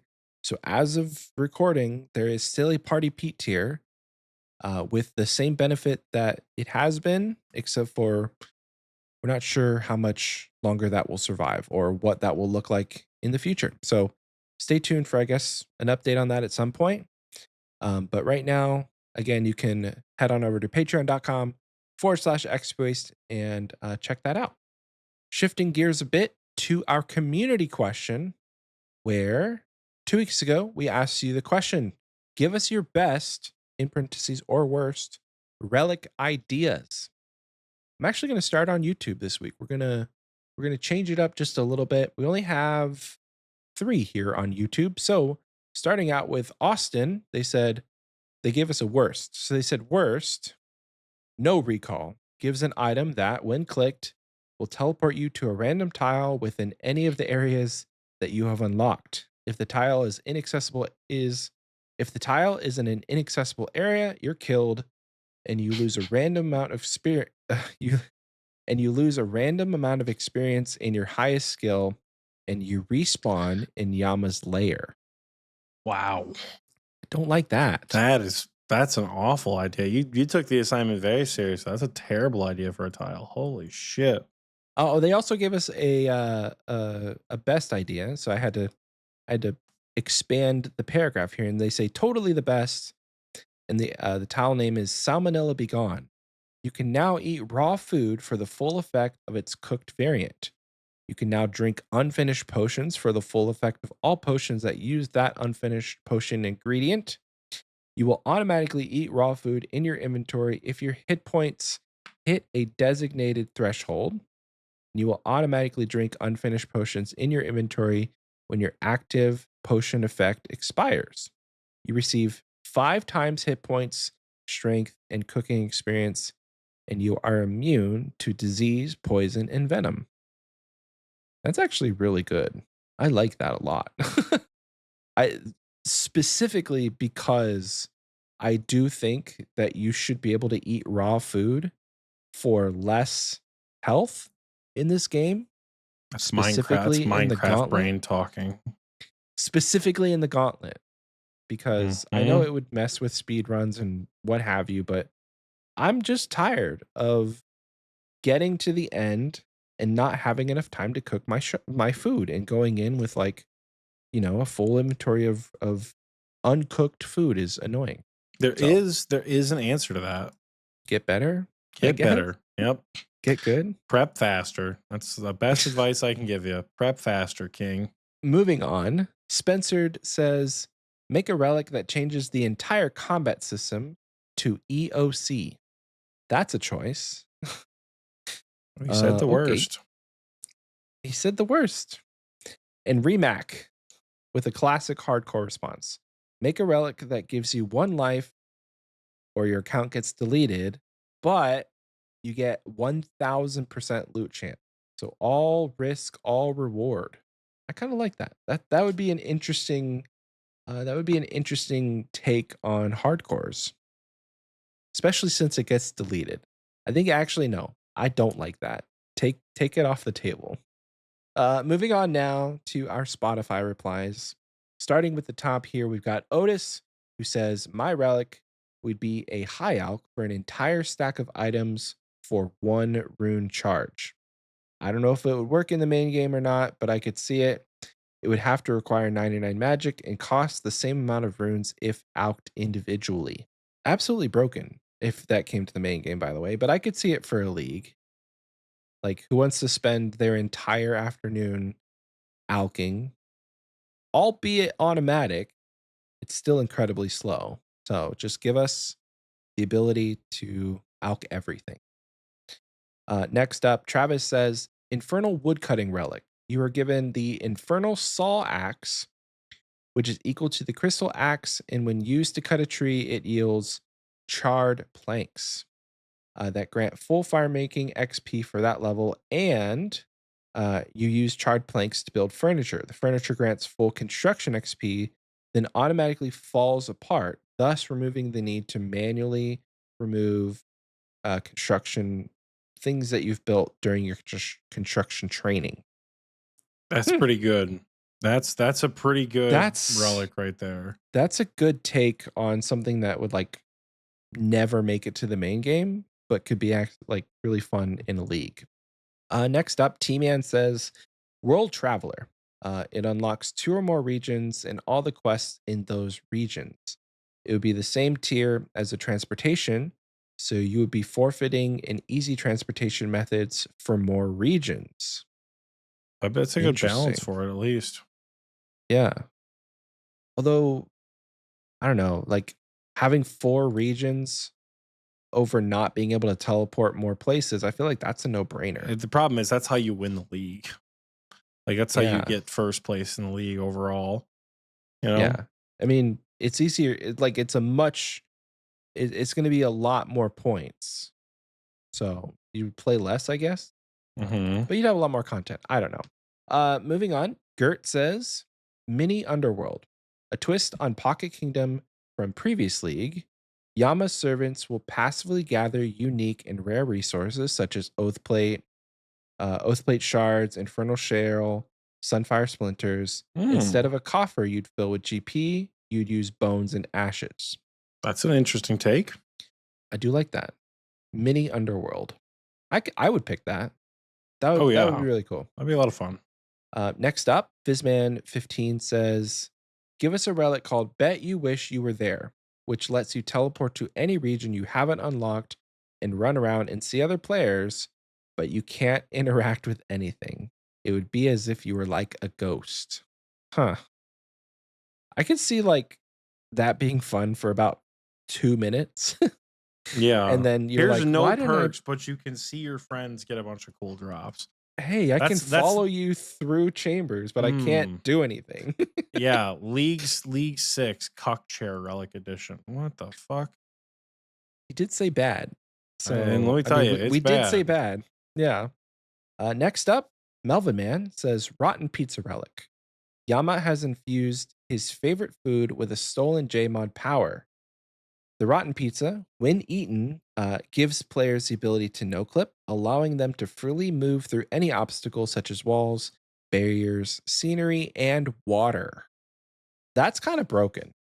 So the barriers between regions then is that Ooh. because Now you're thinking. that I'm thinking it's a bad. I think that's a bad relic idea. Is what I'm thinking. That's a bad. It's not a good one. Not a good one. TY for coming to my 95 defense party. Yay, GZ. It's too Actually, that easy. was the last one. That was actually kind of short. I was expecting a lot more since we have other comments on Spotify, but that was the last one for the community question. So, thank you to everyone who answered last week's community question. If you want to answer this week's community question, it will be in the same vein of like giving us a relic to choose from. I want you to invent a new combat mastery that we haven't seen yet. This won't be read until after Leaks comes out. So there's a chance that some of you will have theory crafted something that they did for this league, which will be kind of fun. But I do want to hear not bad ones, but if you make them silly, that's fine. So just pitch us new combat mastery perks for any of the combat stats. So you can answer that question on the comment section on Spotify or as a reply to the pinned comment on this YouTube video. Moving on now to the final, not really the final section, but Oxie section of the community section, which is Achievement of the Week. Hell yeah, folks! It's time for achievement of the week here. It's Tuesday now. It's 12:18. We're cooking, and it's time to shout out some achievements.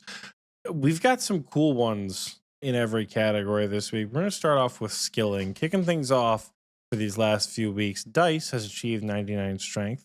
Tuna No Rust, interesting name, has achieved 99 farming. Mike Tendo has achieved 99 thieving. KCT has achieved 99 mage. Kick-Ons has achieved 99 prayer. Yambushi has achieved 99 slayer. Fearnin has achieved 99 sailing. Hovo1 has achieved 99 mining. Melvin Man has achieved 99 mage. Big Mikey P has achieved 99 mining. Bend Over Please has achieved 99 farming. VC Lance has achieved 99 strength. Real Crazy has achieved 99 construction. Remac has achieved 99 wood cutting. Girthquake has achieved 99 hit points. Dougie D2 Fresh has achieved 99 mining and 99 wood cutting. Ketone has achieved 99 strength. Steel Beams has achieved 99 smithing. Biggery has achieved 99 mage. UU has achieved 2200 total level. And Wheat Toast has remaxed their account with 2376. Congratulations, my friend. Moving on now to the miscellaneous category, we got one quest cape, JX Riot. along with our boy Steel Beams, helped us carry us to a 4th place W in fall bingo, springo, whatever month. Springo. Yeah, whatever time of year it is. Speaking of bingo teammates, Forvitney also got their diary cape. Congratulations, Forv. I took your Robin Hood hat from you earlier from Hard Clues. Sorry about that. Walt Kidney and Weft also achieved their diary capes for this week. And again, we don't shout them out super often. But when we do, it's always for something fucking ridiculous. Furry Wall has achieved 1,200 collection logs, aka the Dragon Clog Staff. So very cool. Very, very, very cool. As someone on the road to 1,000 clogs himself, I envy you. That's very cool. Finishing things up this week in the combat category, we've got some first fire capes. Swamp Dragon and Papa Smurf both obtained their fire capes, and Hank Karen achieved his first ever fire cape as well. Ignore the Grandmaster helmet. He got it. Definitely not on his GIM. It's his first ever fire cape. Speaking of first, though, Kyle the Destroyer killed Zulra for the first time. Ogiegi, the return of the difficult name. Welcome back, old friend. Defeated Gauntlet for the first time. And C-13 killed Fozani's Nightmare for the first time on mobile, no less. I got my combat achievements done this week. And so did apparently everybody else, because holy shit, we have a lot of things to shout out this week. You Killed Pat achieved the medium combat achievement diaries. Mike Tendo with the double-double. Desh and Raymer all achieved the elite combat achievements this week, which is hype. And then Juggers, who I was actually racing there at the very end. I think I beat Juggers by like maybe 25 minutes. And Taco Daddy, who maybe finished like a day after Juggers and I did, all achieved Master CAs this week. So we've got many more members of the Verzik Helm gang. And I said it on my stream, and I'll say it again. Having owned the helmet, I'm going to put it on my main account right now just to see my point proven once more. The Verzik helmet looks objectively worse than the Jad helmet. And I don't know why. I think it's because that extra thing on the bottom adds a weirdly large cheek, and it doesn't have enough spikes. You know, I'm so used to it's probably like a familiarity bias because I've been wearing the Jad helmet for literally like 4 years on this account, and now I got a new Slayer helmet, and I think it looks weird. I have the same problem with the Araxite Slayer helmet, where I think it looks it looks furry. I don't like that, so probably just a familiarity thing. But the Avernic Defender Also, cool. like purple and yellow. What other color schemes are purple and yellow? It's the fashion scape that gets it for me. Like, yeah, it's a cool status symbol, but I mean, it matches red and black matches goes with a lot of stuff. It matches wonderfully with the Tob cape. So if you have like the Tob completion cape, matches wonderfully with the Tob completion cape. I mean more so like consistent gear that you wear for Slayer. The Jad helm is black and red is a staple in a lot of the color schemes that we have. Echo Gear that you wear around. Echo Virtus, Eternals, the Occult. You know, so it has its uses in the fashion sense, anyways. Moving on, though, we do have a few more in the combat category. An Odd Trout achieved their quiver for the first time, and they've kept busting it down in Coliseum. I just saw him get like several thousand Sunfire Splinters earlier, so clearly Trout said, you know what, I'm not finished with you just yet. I'm going back and I'm getting more. Though I think Trout's an Iron Man, so you might have to. Both Fish and Steinsgate both got Radiant Oathplate this week, which Radiant Oathplate, again, just to be a contrarian for contrarian's sake, Radiant Oathplate better than Blood Torva. Blood Torva good. Blood Torva good. Don't do that. Don't look at me like that. Blood Torva good. Blood Torva S. Radiant Oathplate S+. Just hear me out on that one. I've always thought Radiant Oathplate looks real hot. I like the plume. I like the white armor. Don't get me wrong, I like the black and red. Always been a fan of the black and red. There's a lot of black and red in this game. A lot of black and red in this game. So, Radiant Oathplate, come at me. I don't know what to tell you. Finally, to round out the achievement of the week, this week, as you all know, we rounded out with one item in the combat category, and that is the Infernal Cape, achieved by Clues on his GIM. this week. GIM cape's got to feel real good. Don't ask. I don't know what it feels like, and Lord knows I might not anytime soon, unless I get spooned to Bofa, and then I'm gonna get bullied by my group mates to go in the inferno. But yeah, congratulations to you, sir. And congratulations to everyone who did something awesome this week. If you did something awesome and you want to tell us about it, head over to discord.gg/OSRSTNL and post about it in the levels and achievements chat. And we say it every week and we'll say it again. You can post whatever you want. You can post Radiant Oathblade. You can post your Infernal Cape. You can post how you maxed or you got 1,200 collection log slots. Or you can post about how you're base 97s in RS3. Shout out Buddy Fighter. You can post when you get something like base 80. Shout out to Xenon, who hit base 80s in what looks like rune crafting. You know, you can post whatever you feel. Shout out to Proxy Life, who posted a grand total of like well over 160,000 barbarian fish when you barbarian fish from 72 to 99. Definitely not something we normally shout out on Achievement of the Week, but it helps prove the point that if you think it's awesome, we want to hear about it because that's part of what makes our community great. Normally we talk about the Sunday Raiders. It's fucking 12:30 in the morning on a Tuesday. Nobody's awake in the TNL Discord right now. But that's not to say that people aren't awake other places. You know, some of our sister groups have folks awake right now, which is cool. So head over to our Discord. We're the coolest and best people ever. And if you want somewhere to hang out for leagues, if you're like, damn, I don't have anywhere to hang out for leagues, let me tell you, do I have the Discord for you? Come hang out. It's going to be a lot of fun when leagues drops. It's, folks, it's almost time to wrap it up here for another couple of weeks. It's been a long ride. It's been a fun ride. I have no idea how Michael and I's predictions or gripes or comments about leagues have shaken out these last couple of days. I suppose only time will tell. But get excited. I think leagues is going to be a good time. And clearly we're not going to be done talking about it because I don't think they're going to add any more significant updates to the game. Which, by the way, they're making all untradeable shit not get lost in the wilderness. That's a TLDR update that we're definitely going to have to cover at some point because that's huge.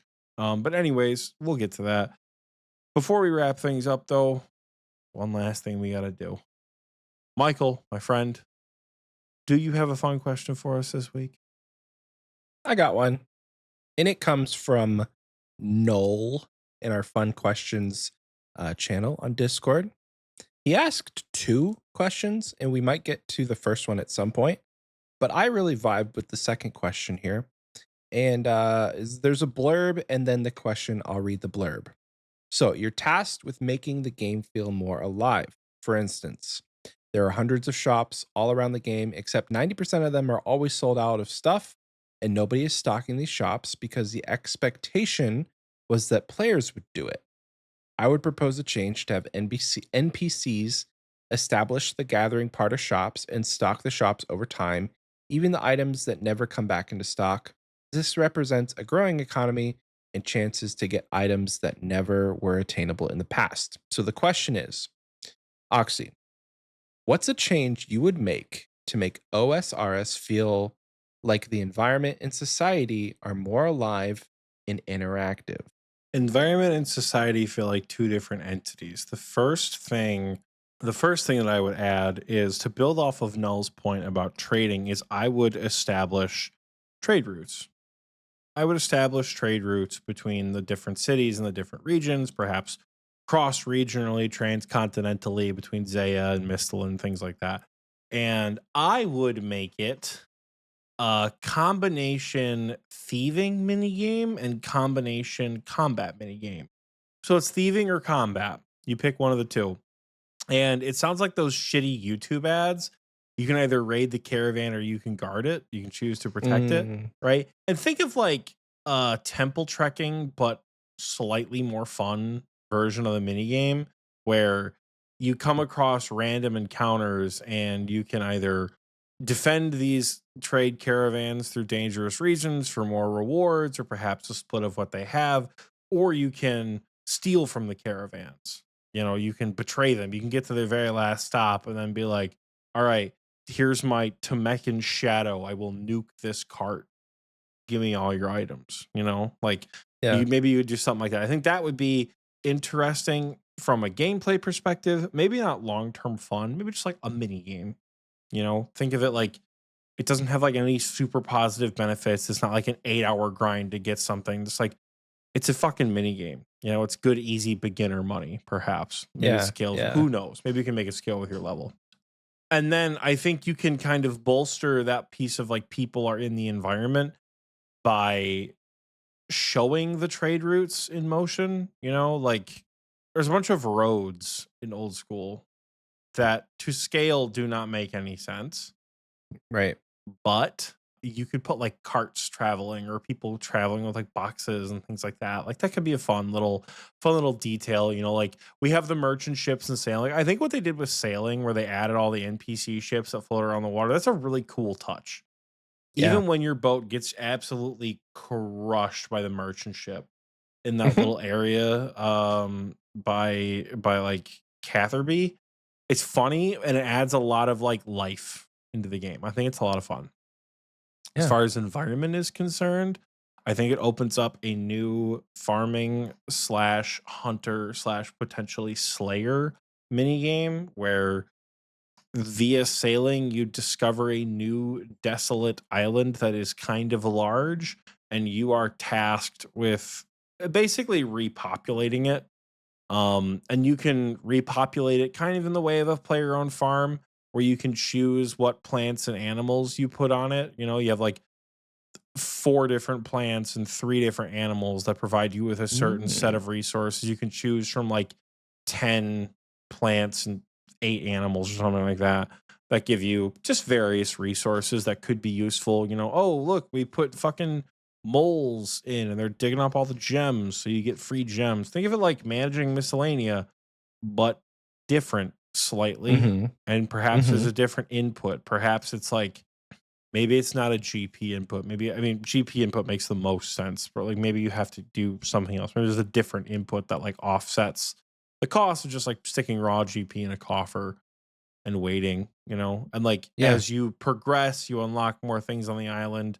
I think I'm thinking of Anachronia from RS3 because that's a very cool system in Mm. theory because I like dinosaurs and I like progressive upgrades. But like that'd be a fun environment thing where you can like see this island that you help cultivate kind of come to life. That'd be really cool. And then problem is it'd have to be mostly instanced, I think, because other players would have different things on their islands.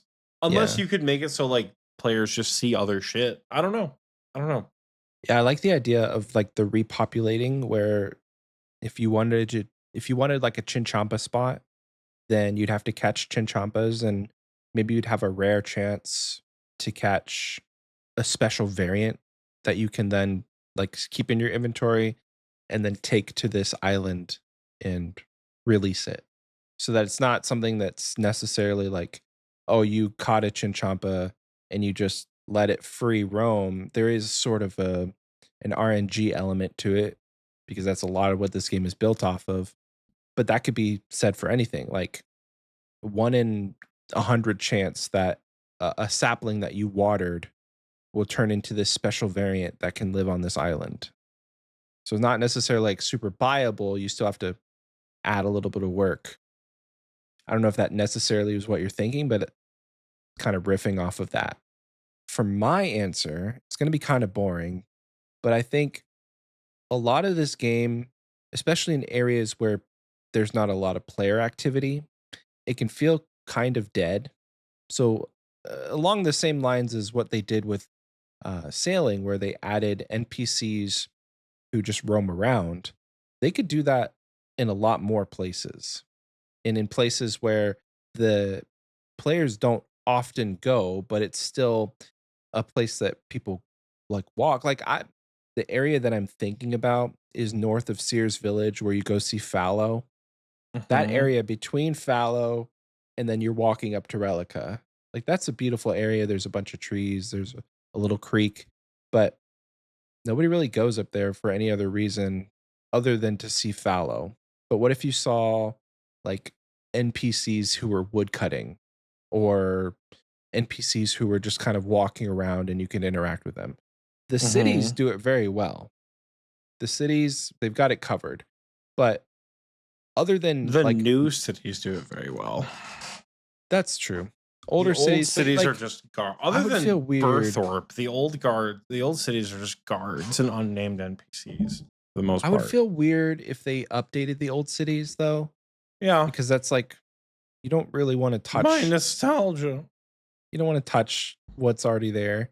Uh, but yeah, you could touch area, like you could update areas even to a certain extent how they updated Zaya, where they just made it more visually interesting.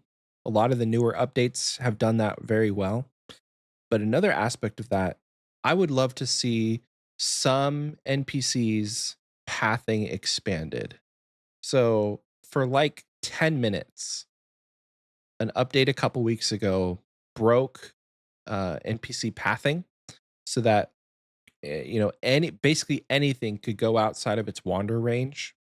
And so there was people bringing dark wizards to the GE. There were people bringing like all of these different wilderness NPCs down to the ditch. And so it kind of added a little bit of sp- spice and spunk to an otherwise kind of mundane area where, oh, now we're killing a bear right by the wilderness ditch.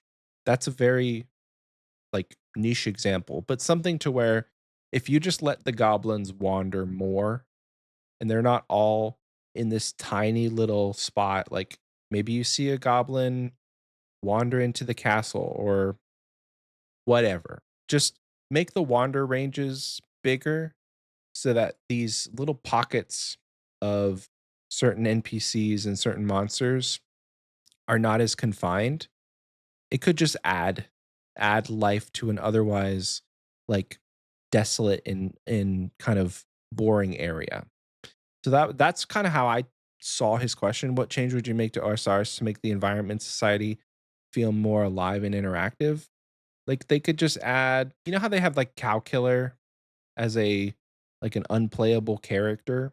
They could add unplayable characters to areas that kind of sit alongside regular players, like ghost players that are not necessarily bots, but they have their own sort of predefined paths. So if you're mining in a place that doesn't see a lot of other players, maybe you have like an NPC who's mining, but is named a certain thing to where it looks like it's a character. It looks like it's an actual person, but it's not. That could be fun. Well, Noel, thank you for that question. We'll probably get to your other question, but I'm kind of cooked right now. I'm not all there mentally. So this question felt like it deserved a lot more thought. So we'll get to that one in the coming weeks. But yeah, that's the fun question. If you guys want to ask us a fun question, there's so many different ways to do it. You can send us a postcard. You can post in our fun question section. You can email it to us. You can message it on Discord. You can post it in Xpwaste chat. However you want to get the fun question to us. Eventually, we'll probably use it for an episode. I have not checked the PO box in a while, so it may be stocked full of postcards, and we may have to like rapid fire a few just to, not have this big backlog. But if you want to send us a postcard, it will go up on the wall behind me, and we get to see all the cool places you've been, or where you live, or where you've traveled. So that is the fun question, and that is also the end of the episode, folks. Thank you so much. If you made it this far, thank you so much for listening.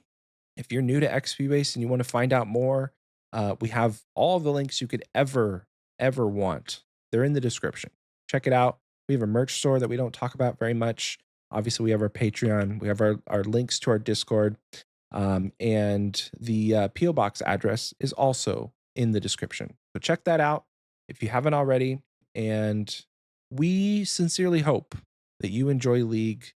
If you're not going to play, I don't know what you're doing with your time, but maybe do some stuff in the wilderness because honestly, never a bad shout when a majority of the player base is otherwise occupied. Go get some prayer XP. at the Chaos Altar or something. Who knows? Yeah. But with that, we will see you guys in 2 weeks, and we'll probably be talking about leagues. So tune in for that. We'll see you soon. Bye, everyone.